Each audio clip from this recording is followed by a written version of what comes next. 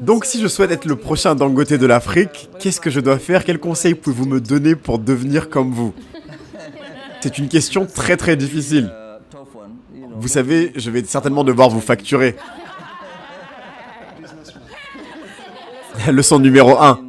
La chose à savoir si jamais vous souhaitez être le prochain Dangote, c'est que vous devez avoir un... Salut la team Mindset et bienvenue pour cette nouvelle vidéo. Aujourd'hui, comme tu l'as compris, on va parler à nouveau d'Aliko Dangote. Suite à la première vidéo que j'ai réalisée où il te donnait ses conseils pour pouvoir avoir du succès dans la vie, j'ai eu énormément de demandes de gens qui me disaient que cela n'était pas suffisant, qu'ils en voulaient plus, qu'ils voulaient comprendre plus profondément le mindset de ce dernier pour pouvoir réussir. Si tu n'as pas vu la première vidéo, je te mets un lien dans la description et tu pourras aller la regarder après avoir vu celle-ci pour pouvoir aller plus loin. Si tu ne sais pas qui est Aliko Dangote, c'est d'après le magazine Forbes, l'homme le plus riche d'Afrique. D'ailleurs, cela a fait débat sur la première vidéo, je te mettrai donc les liens du magazine par rapport à sa fortune. Mais le montant de sa fortune n'est pas le plus important car il est souvent estimé par rapport à des valorisations d'actions qui fluctuent au jour le jour. Il faut surtout te concentrer sur le fait qu'il a réussi à construire un énorme empire. Qu'est-ce qu'il a mis en place pour pouvoir atteindre un tel niveau de réussite et qu'est-ce que toi également tu peux prendre dans ce qu'il a fait pour pouvoir l'implémenter à ta vie. Dans la vidéo qui va suivre, il va donc être interrogé par 5 jeunes Africains qui viennent tous de milieux différents et qui aimeraient avoir ses conseils pour pouvoir réussir également dans la vie. Je te laisse donc prendre des notes car si tu les appliques, ces conseils peuvent littéralement changer ta vie. Pour ceux qui me découvrent grâce à cette vidéo, je m'appelle Al-Mansour Diallo. Je suis entrepreneur et fondateur d'une société de chauffeurs privés qui exerce dans toute l'Europe qui s'appelle Naveco. Sur cette chaîne Entrepreneur Mindset, tu retrouveras de la motivation, des interviews d'entrepreneurs inspirantes et tout ce qu'il te faut pour pouvoir passer ton mindset et ton business à un autre niveau. C'est parti pour les secrets du succès Part 2 d'Aliko Dangote.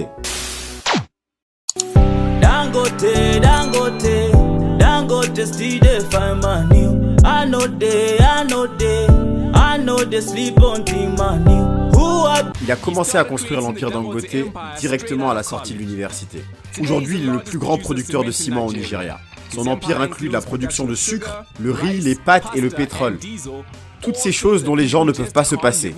À travers une pure détermination et énormément de travail, Aliko Dangote est désormais placé numéro 51 sur la liste de Forbes et est considéré comme étant l'homme le plus riche de toute l'Afrique. Nous allons retrouver quelques magnats venant de tout le continent africain pour s'asseoir et discuter avec l'homme en question. Découvrons nos 5 panélistes.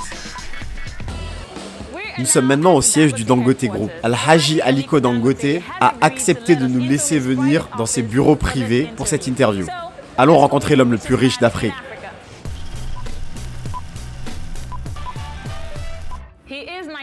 Il est le Warren Buffett du Nigeria. Il a été placé numéro 51 sur la liste Forbes des personnes les plus riches du monde. The News of Africa l'a décrit comme l'une des 100 personnalités les plus influentes du continent. Mesdames et messieurs, souhaitez la bienvenue avec moi à Al-Haji Dangote. Merci beaucoup monsieur pour votre temps. J'aimerais commencer au tout début de votre histoire. Disons quand vous étiez à peu près un adolescent. Est-ce que vous étiez vraiment la tête dans vos livres tout le temps ou vous étiez plutôt ce garçon qui avait l'habitude de s'amuser avec ses amis et aller faire la fête? Non, pas réellement, vous savez, j'ai plutôt eu l'habitude d'être plutôt espiègle. Vraiment?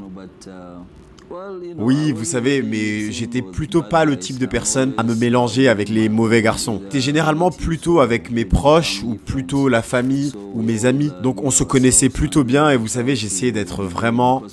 Parce que mon grand-père était quelqu'un de vraiment strict. Donc je voulais vraiment m'assurer de ne jamais dépasser les limites, vous savez. Est-ce que vous aviez déjà imaginé être la 51e personne la plus riche sur cette terre et la personne la plus riche d'Afrique? Et comment est-ce que vous vous sentez par rapport à cela? Honnêtement, non. Pas du tout. Vous savez, je n'ai même jamais imaginé être dans une liste une fois dans ma vie.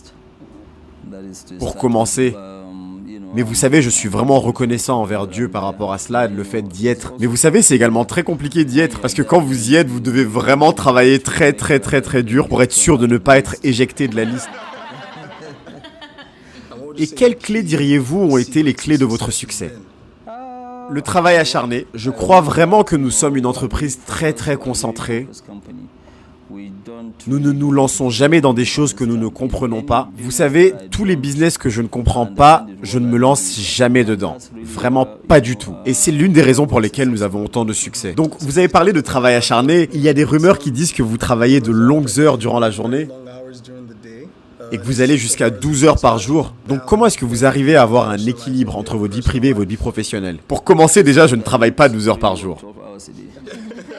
Je pense que je travaille au moins, et je dis bien au moins, 18 heures par jour. Oui, vraiment, et je le fais, vraiment. Mais par contre, le week-end, je ne travaille plus du tout. Je suis une artiste, une chanteuse, et la musique est ce qui me motive. Donc quand vous avez un planning de travail qui est éprouvant, est-ce que vous écoutez de la musique? Quel type de musique est-ce que vous écoutez pour pouvoir vous inspirer?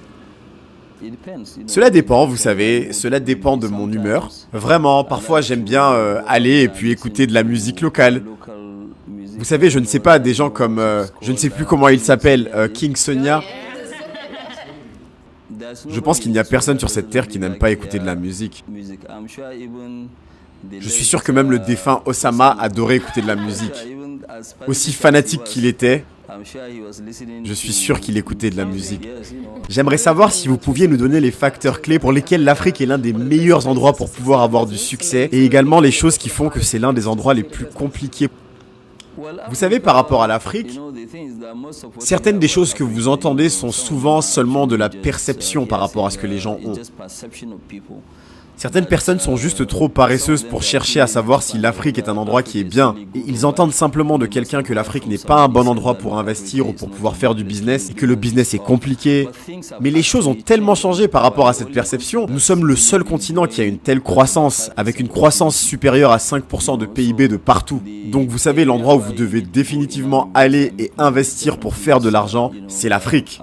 En venant de là où vous venez, vous savez, en étant un jeune homme commençant dans le business, et en voyant la jeunesse d'aujourd'hui, qu'est-ce que vous pensez fait la différence aujourd'hui par rapport à quand vous avez commencé à l'époque, et là où nous sommes en tant que jeunesse aujourd'hui? Vous savez, l'un des problèmes avec notre jeune génération aujourd'hui, c'est qu'ils veulent juste faire un saut et se voir tout de suite là-haut, du jour au lendemain, et cela ne se passe jamais comme ça. Ce que vous devez faire, c'est être vraiment très concentré comme personne, et vous dédier à 100% à ce que vous faites, qu'importe ce que c'est. Ce n'est vraiment pas bon pour vous de commencer quelque chose, de l'essayer et après seulement un mois dire ok, ça ne marche pas, je laisse tomber, je passe à quelque chose d'autre. Je pense que vous devriez être vraiment très concentré sur ce que vous faites. Une fois que vous croyez vraiment dans ce que vous faites, vous ne devriez jamais prendre un business ou un job comme quelque chose que vous devez faire. Vous devez vraiment le prendre comme le fait que cela fait partie de vos loisirs, de vos passe-temps. Vous allez le faire beaucoup mieux. Les Nigérians pensent qu'il n'y a que deux classes sociales, les riches et ensuite les pauvres. Et à votre avis, est-ce que c'est à cause de la privatisation, la corruption, ou pourquoi est-ce que cela se passe ? Et qu'est-ce que le gouvernement ou des gens comme vous peuvent faire pour créer cette classe moyenne? Au Nigeria, je pense honnêtement que la corruption, effectivement, est l'une des raisons à cela. Le fait de ne pas créer de classe moyenne. Mais vous savez, si vous regardez précisément, la force de travail à elle seule peut créer beaucoup de classes moyennes. La force de travail, juste en ayant plus de force de travail. Donc si le gouvernement arrive à rétablir une bonne force de travail dans les années qui vont suivre, vous allez voir beaucoup de gens venir de la pauvreté et rejoindre ce segment de la classe moyenne. Vous savez, il y a eu cette étude qui était, je ne sais plus, du gouvernement ou de Goldman Sachs, je ne sais plus, qui disait « Si nous arrivons à avoir simplement 1 heure en plus de force de travail, notre PIB va croître de 9%. » Le potentiel est là en Afrique, il est énorme. Ces informations comme quoi Dangote a le monopole sur tout et qu'il n'y a pas de compétition, ce qui n'est pas du tout sain pour notre pays, quelle est votre opinion là-dessus? Vous savez, la question n'est pas vraiment de savoir si Dangote a un monopole, parce que Dangote honnêtement n'a pas réellement de monopole. Nous sommes une entreprise qui croit réellement dans le Nigeria et dans l'Afrique. Parce que nous y croyons beaucoup, nous allons et nous investissons toujours énormément. Alors que d'autres personnes nous regardent simplement faire. Mais à partir du moment où nous arrivons à un certain niveau d'investissement, les gens vont commencer à crier, à parler de monopole. Il n'y a rien de tel qu'un monopole, car il n'y a rien de ce que nous faisons où nous sommes les seuls à le faire. Qu'importe le produit, que ce soit du ciment, que ce soit les fleurs, ça peut être tout ce que vous voulez comme produit. Et les lois sont les mêmes pour tous. Vous savez, le gouvernement va toujours créer des régulations qui vont affecter que ce soit Dangote ou tous les autres concurrents de Dangote, donc il n'y a pas de différence. Ce n'est pas une question de savoir si oui ou non il y a un monopole, je sais que cela peut y ressembler, parce que les gens ne s'investissent pas. Et si tu n'investis pas, tu ne vas pas être forcé à participer au business. Mais si par contre tu investis, tu sais, c'est un terrain de jeu qui est plutôt équitable. Si par exemple tu es une compagnie chinoise et que tu décides de venir dans le business dans lequel nous sommes, nous n'avons aucun pouvoir pour t'arrêter et t'empêcher de le faire.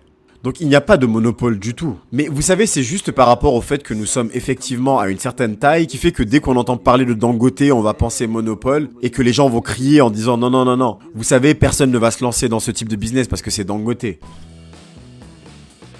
Je suis actuellement en train de faire un master en administration publique à la Harvard Kennedy School of Government. Actuellement, je suis intéressé par la fondation Alamelo, ici à Lagos, au Nigeria. Ils font beaucoup de travail dans les entreprises privées et ils cherchent du coup en quelque sorte à financer l'entrepreneuriat en Afrique. Et ils voient vraiment l'entrepreneuriat comme la manière de s'élever, ce qui est totalement en ligne avec ce que je pense. Donc si je souhaite être le prochain Dangote de l'Afrique, qu'est-ce que je dois faire? Quels conseils pouvez-vous me donner pour devenir comme vous? C'est une question très très difficile. Vous savez, je vais certainement devoir vous facturer. Leçon numéro 1. La chose à savoir, si jamais vous souhaitez être le prochain Dangote, c'est que vous devez avoir un vraiment très très gros cœur. Vous allez devoir prendre pas mal de risques. Attention, des risques calculés. La première chose à faire, c'est de vous assurer que vous êtes honnête. Vous devez être sûr de ne pas détruire votre nom, et vous savez, votre nom est extrêmement important. C'est l'actif le plus précieux que vous avez, votre nom. Vous savez, si vous n'avez pas un bon nom, même les banques, qu'importe à quel point vous êtes grand, ils ne vont pas vouloir faire de business avec vous et vous toucher. Donc vous devez vous assurer d'avoir un nom très très propre. Et la troisième chose, et c'est très important, écoutez-moi bien, vous devez être sûr de toujours vous dire « rien n'est impossible ». Une fois que vous vous dites que rien n'est impossible, cela veut dire que vous pouvez en effet réaliser votre objectif. Pour être Dangote également, vous allez avoir besoin d'un peu de chance, mais le travail acharné crée la chance. Et pour conclure, qu'est-ce que vous pensez que la jeune génération, les jeunes personnes peuvent faire de manière pratique pour créer du changement? Et je parle de ce jeune Ghanéen ou Camerounais qui est assis là à vous regarder là tout de suite, de sa chaise, après avoir fini de regarder cette émission. Quelle est la prochaine étape qu'il peut faire pour pouvoir créer du changement pour lui? Alors la chose pratique pour lui à faire, déjà c'est de savoir que tant qu'il y a de la vie, il y a de l'espoir. Et que du coup, lui-même, il peut le faire. Et que lui-même, il peut arriver au sommet. En fait, vous savez, vous, les jeunes, vous avez un meilleur avenir que nous. Parce que vous avez une bonne éducation, où les choses sont beaucoup plus faciles dans un âge de l'informatique.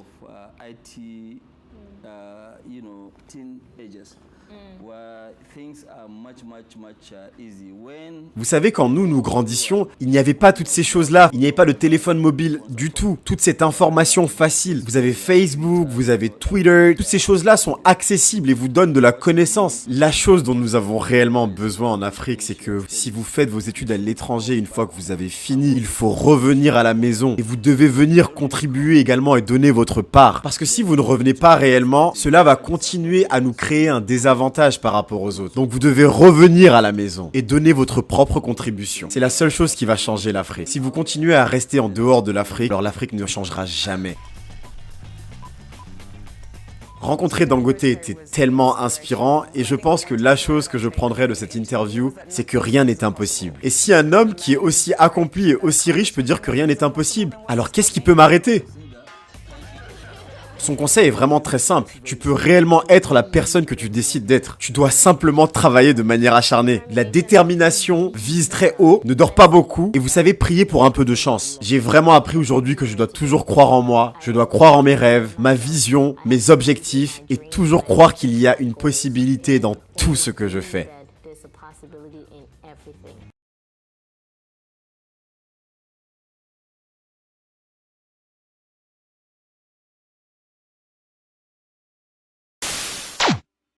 Merci d'avoir regardé cette vidéo jusqu'à la fin. Indique-moi dans les commentaires lesquels des conseils d'Aliko Dangote a eu le plus de résonance en toi et comment est-ce que tu vas l'appliquer là tout de suite dans ta vie. Partage cette vidéo avec une personne qu'elle va pouvoir aider, qui a besoin de la voir maintenant. N'oublie surtout pas de réaliser aujourd'hui quelque chose qui te rapproche de tes rêves et comme tu le sais déjà, on avance ensemble.